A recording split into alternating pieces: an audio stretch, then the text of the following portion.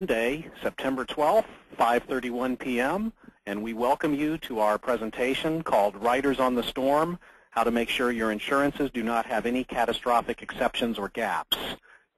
This is Alan Gassman speaking, and my guest and longtime friend, Chuck Wasson, is with us. Chuck's biography, hi Chuck. Chuck's biography is at the end of the presentation. We'll be emailing it to all participants. Chuck is an insurance agent with Sandy Wasson and Associates for many years. He's an owner in the company, and before that he was actually an insurance adjuster and did a lot of hurricane work in South Florida. So he knows how important it is to write coverage that doesn't have gaps and that has the right riders. So I know that your time is valuable. I'm going to pop right in here. I'm controlling this little red ball, but no singing will happen, and we go to the first page. And Chuck, on the first page, I've just put down some things that in my experience in past years we commonly see as gaps in coverage. And I'll just go through them, Chuck, and then maybe if you have a couple things to say on this page. Okay. The first thing is, it's been my understanding that a lot of medical insurance policies explicitly do not cover on-the-job injuries based upon an assumption or statement in the policy that an injured worker has workers' compensation, and that would pay for their injury. But we know that a lot of our physician clients and other clients who are officers in their company can waive off of workers' comp. That saves the company the workers' comp payment.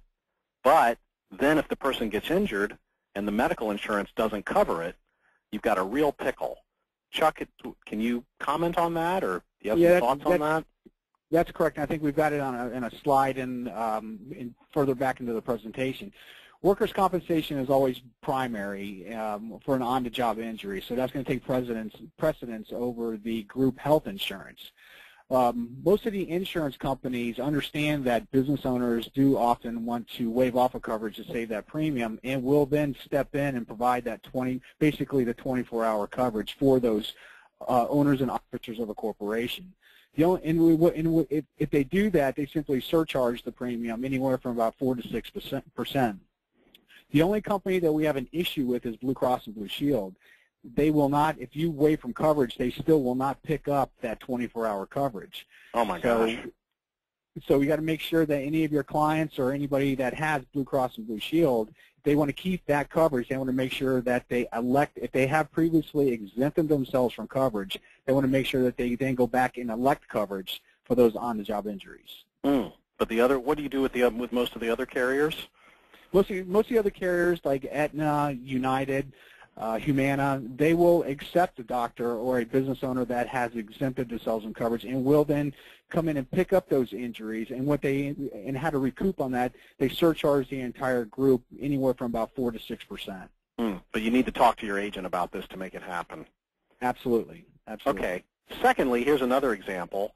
I asked my receptionist to go drop a survey off at an architect's office because we've marked up a survey for the architect. And on the way there, she hits a person on a bicycle. And what's the responsibility of my law firm for that? Yeah, because she's working for you in the doctrine of master and servant, if the accident is your employee's fault and a plaintiff attorney finds out that the employee is on a business-related task, they're going to sue the driver, and they're also going to sue the employer. And so we want to make sure that we have the coverage on the policy, which is non-owned and hired auto. It's an endorsement that protects the corporation for those acts of those employees that are using their car on company business.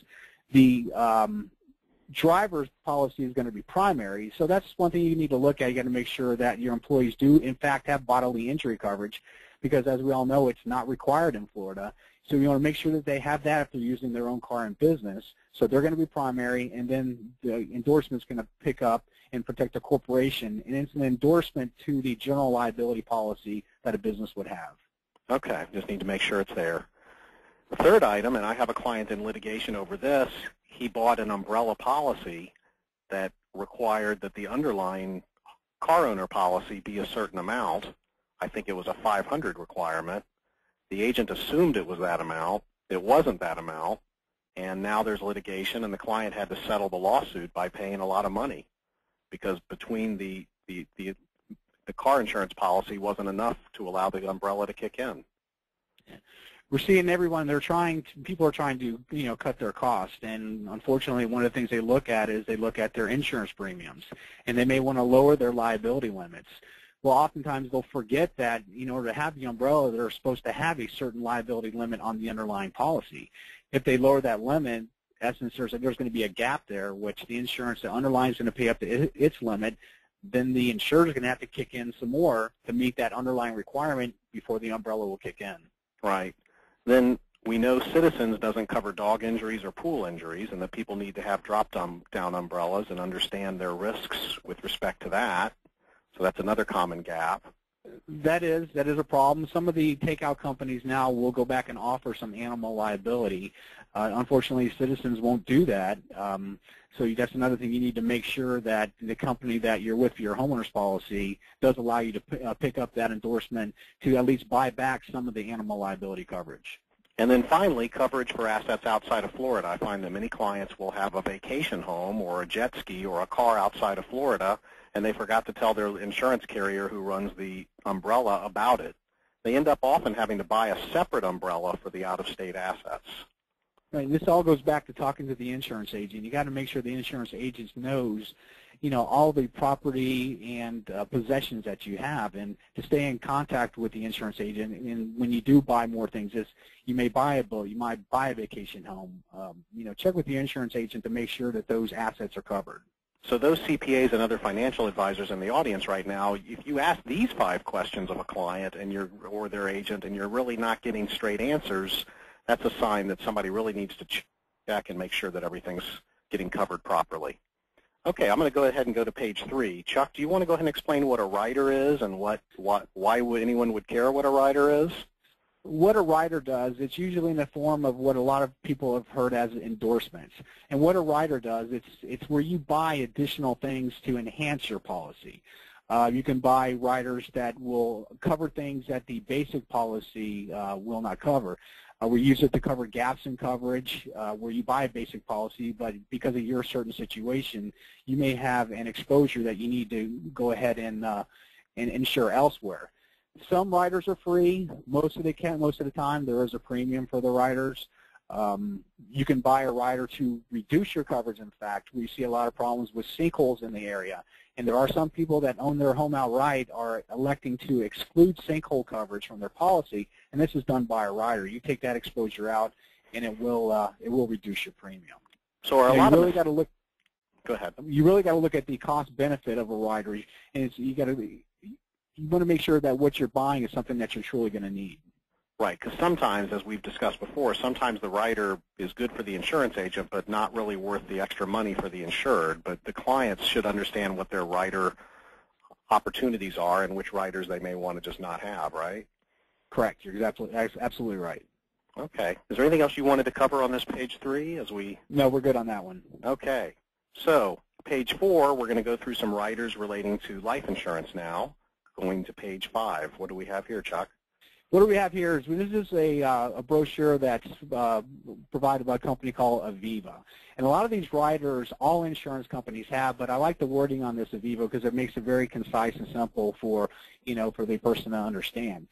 And back to the situation we just talked about riders. Riders oftentimes are a profit center for agents and insurance companies. And you really got to look at the meat of the rider and look at the fine print and wording to see if it's something that it may sound good, but there may be a lot of stipulations that may make a rider not so favorable once you really start looking at it. Some of them, what we talked about, some of them are free, such as the accelerated death benefit. This all started, the first time they did this was back in the 80s unfortunately, when the AIDS situation started. What this rider allows you to do is to take part of the death benefit, usually up to about half of what the death benefit is, if you're diagnosed with a condition where it's terminal within 12 months. You're still going to get the remaining portion of it when you actually do pass, but it gives you some money for your family to take care of any expenses, any medical expenses, any final expenses, when someone does have a terminal illness. Right. Some of the other ones, such as the Life Protector Rider, waiver or surrender charges, are good, but there's a lot of stipulations on these. A lot of times on these you have to be disabled, you have to meet a lot of certain conditions before these riders will kick in. Okay. What do we cover next? Let's go to the next slide. Okay. The Life Perfector, yeah, you can read that. That's really that's one that's not bad, but it may not be a good fit for everybody. The guaranteed purchase option is a really good rider, and we see this a similar type one in disability. This gives you the ability to additional amounts of insurance at an additional day without having to qualify for within underwriting. Once again, once you buy this rider, if you want to increase it, then you just pay the corresponding premium for whatever limit you want to increase your policy to. That's fantastic. I've never heard of one of those before. It's good. It's a relatively newer rider within life insurance, and you're going to see when one company does something, then a lot of other companies follow suit.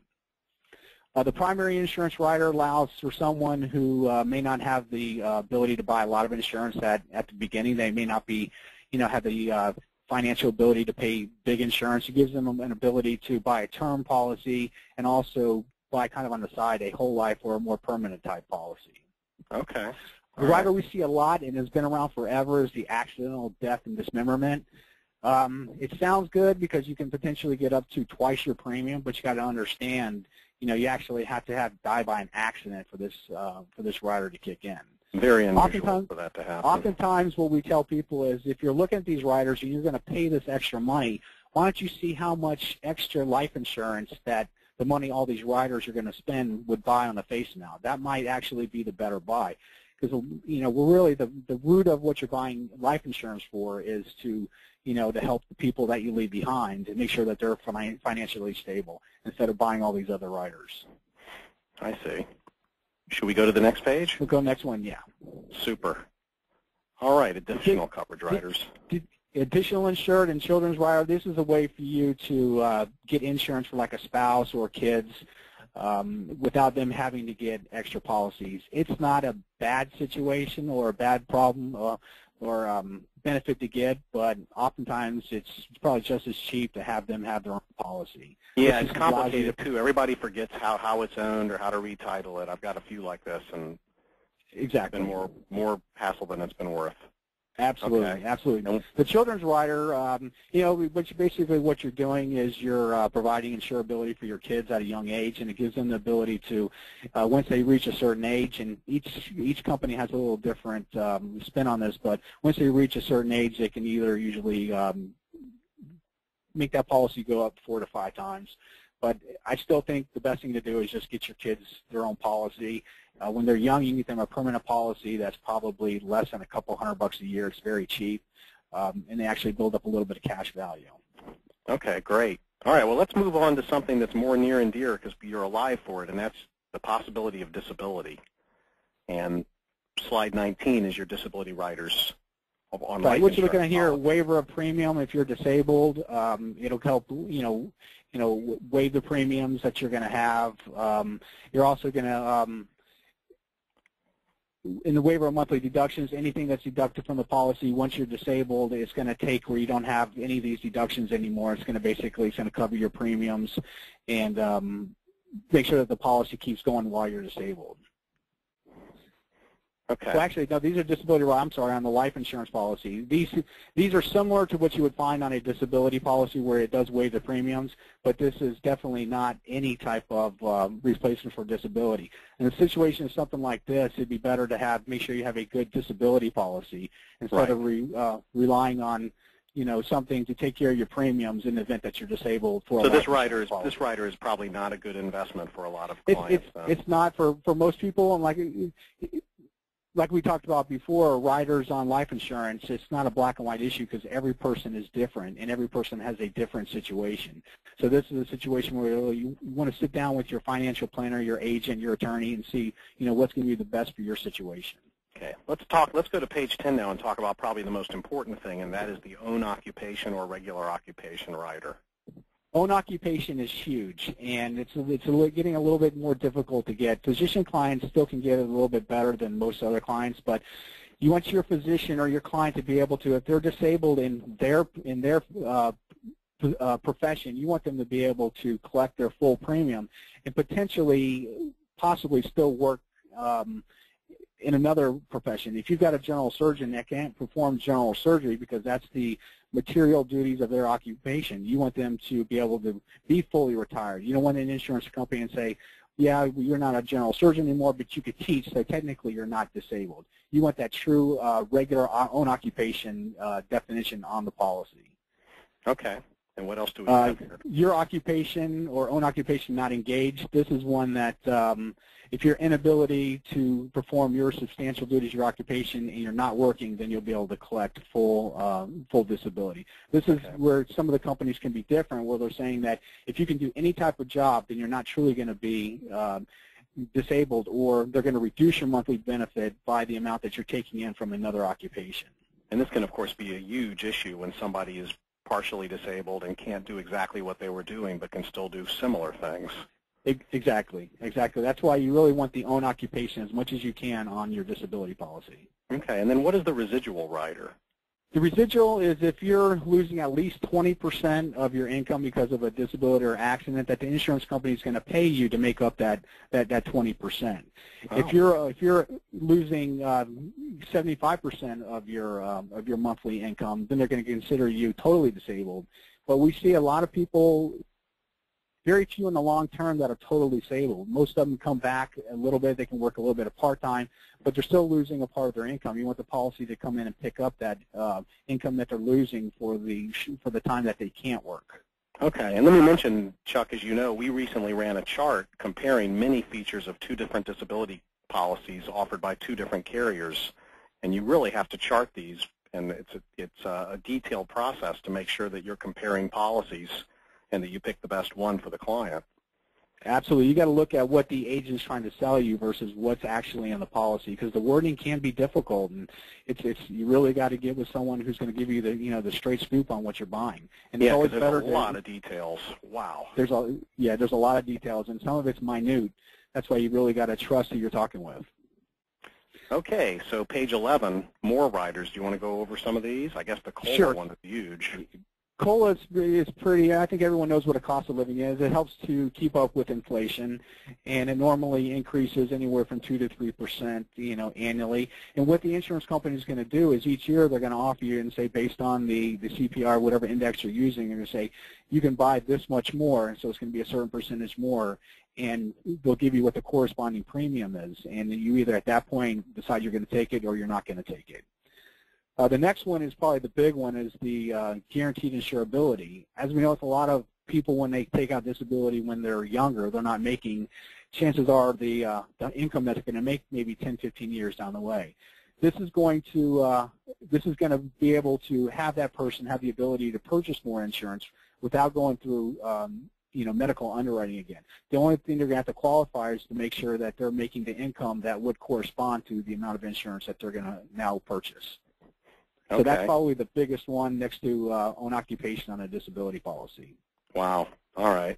And catastrophic disability rider? Catastrophic disability, it's usually a rider that will pay usually anywhere from 50 to 100% of the monthly benefit in the event that, like the example you use 2 to 5 or 6 activities of daily living, or basically you're cognitively impaired to the point where there's no way that you can work. Because of an incident. Oh, it's not a bad one. It's not a cheap one. So you really got to see is that really worth it for the additional premium that you're going to be paying. That's interesting. I had no idea about that. Okay, let's go to page 12. Riders affecting your home and other assets. So page 13, your animal liability rider.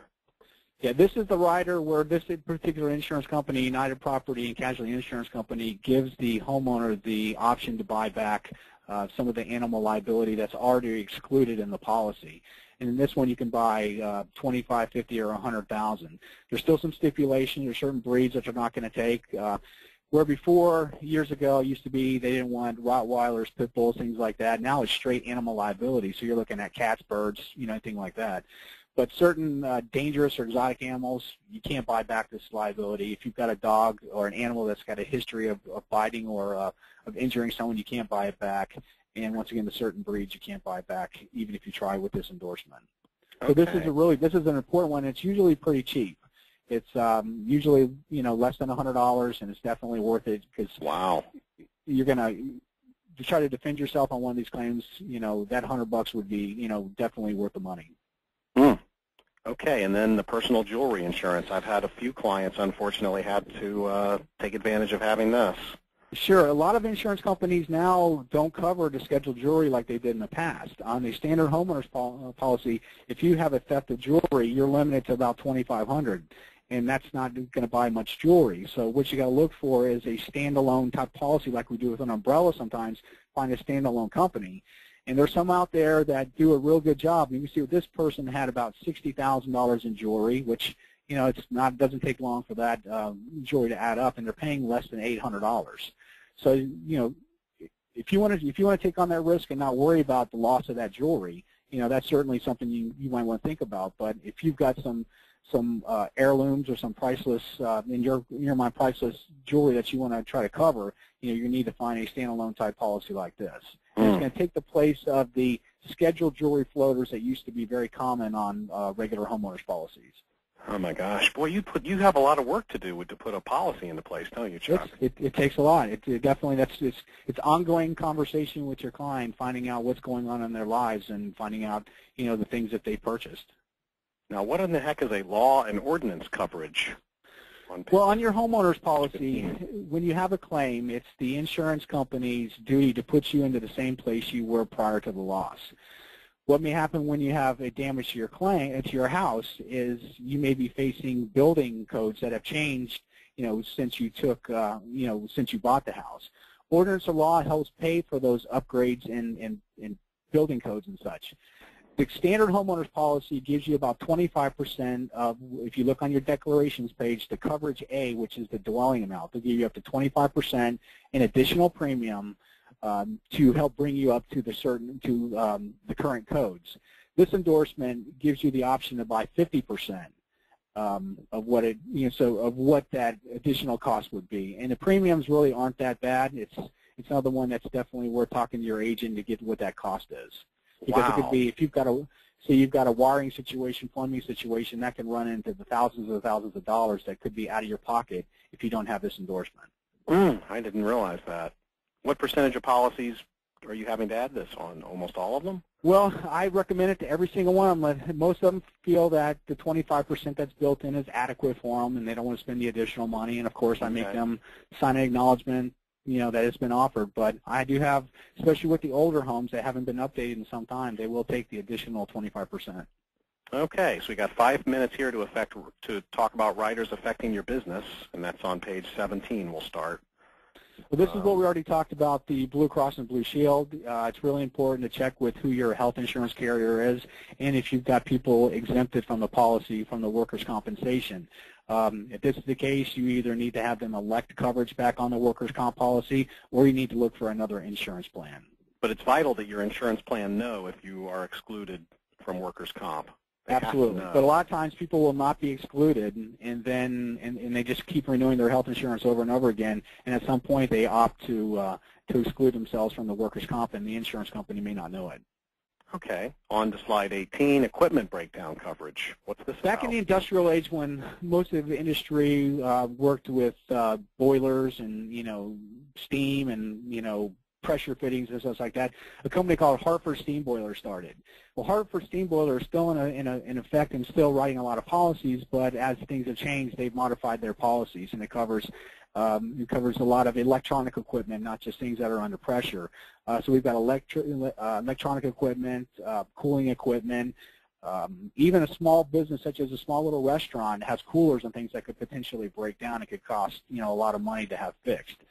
It's not going to take the place of the type of repair plan that you'll get with some of this equipment, but it will help recoup some of the losses that you would get if a large piece of equipment or even a small cooler such breaks down and you lose assets because of that. Okay. If you'll go to the next page, I think we've got some examples. Oh, Nice. Yeah, so here's a whole bunch of different examples of establishments that, you know, have these types of risk. And, you know, some of them are very, very small. It's not just, you know, the big giant corporations. There's some small type businesses that, you know, have these exposures that a Harper Steam Boiler policy would benefit. And some of these policies start at, you know, $1,000 to $1,500. So it's not like we're talking, you know, hundreds of thousands of dollars. Beautiful. I didn't even know that was available. Okay, and then slide 20, hired auto and non-owned auto coverage. This is crucial. This is what we talked about earlier. The main thing we want to talk about this is if you have your employees that use their own vehicles during company time for company business and they get an accident, you want to make sure that the corporation is protected for those acts of those employees. So I pretty much I put this on every single policy. It's really not that expensive. So I include this on every policy. It's an endorsement to the general liability policy, and it far outweighs the cost of trying to defend these things yourself or putting the corporation's assets at risk. Okay. All right. Anything else to say? I think that's it on that one. Okay. 21 is our biographies. Okay. So I think we're set then. All right. Well, Chuck, I guess to summarize from what we've gone over here, which is multiple items, the main thing is to make sure that every insurance agent is in tune with the client's situation and that the client has the ability to make decisions. Right. How much time should a client budget to spend with you and their other agents every year or every other year? What are your... I try to visit with all my clients every single year to review what may have happened or what's changed in the past. And I try to sit down. I mean, you gotta budget at least a half hour to an hour to sit down, go over the expiring policy before the agent can go back out and shop your coverage to see if you can find you a better deal or to make changes to the existing policy. It's always good to try to, you know, 60 to 90 days before a policy renews to sit down with your agent and go over how your business has changed. I mean, there may legitimately be ways that the agent can reduce, you know, your premium cost by looking at the changes in business. With the economy going down, businesses that are rated on their receipts, you know, obviously receipts may have go down, so which, you know, potentially could lower your premium. So there's other ways instead of just getting more coverage that you could actually take less coverage by sitting down and talking to your agent and seeing you know, what's changed over the past. I've had a lot of my clients who have very large houses. We've redone the replacement cost of these houses. We found that the actual building, the cost to build that house has gone down. And the insurance companies are going to want the insurers to have an inspection and have the house valued, but we've been able to lower some costs by lowering the value of the houses because the houses, you know, aren't worth as much as they were, and the cost to build those houses aren't as great. Okay. Very good. Well, Chuck, I want to thank you for being with us today. If anyone has any questions, you can call or email Chuck, or you can call or email me. We'll be glad to help you to the extent we can. Thank you very much for attending our presentation. Please tell your friends and neighbors that they can see it on our website at Gassman Law Associates PA. We'd be glad to send you a link. We will be sending you the outline. Chuck, thank you very much again. Everybody, have a great evening. All right. Take care. Bye.